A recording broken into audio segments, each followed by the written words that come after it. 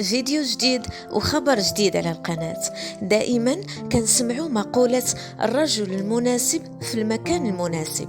هاد المرة غنقولوا المرأة المناسبة في المكان المناسب.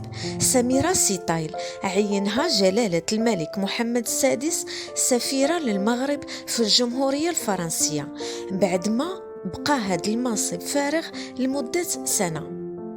هي صحفية ومتخصصة في الاتصال السمعي البصري.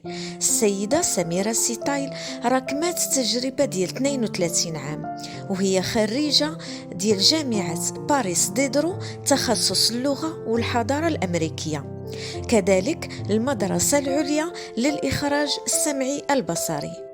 كما شغلت سيتايل منصب مديرة الأخبار بين سنوات 2001 و 2008، ثم المديرة العامة المساعدة المكلفة بالأخبار بالقناة الثانية دوزام بين 2008 و 2020.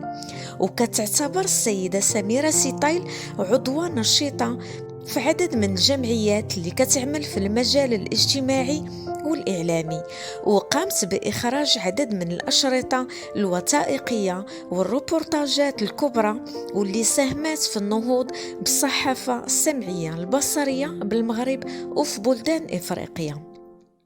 والتذكير في توتر العلاقات بين المغرب وفرنسا بدأ قبل عامين بعد ما شددت فرنسا شروط منح التأشيرات لمواطنين المغرب الجزائر وتونس. وقبل شهر انطلقت حملة إلكترونية طالبات بفرض تأشيرات على الفرنسيين، كذلك الخطاب اللي وجهه الرئيس الفرنسي إيمانويل ماكرون عقب الزلزال اللي ضرب المغرب واللي خلف ردود أفعال وجدل كبير.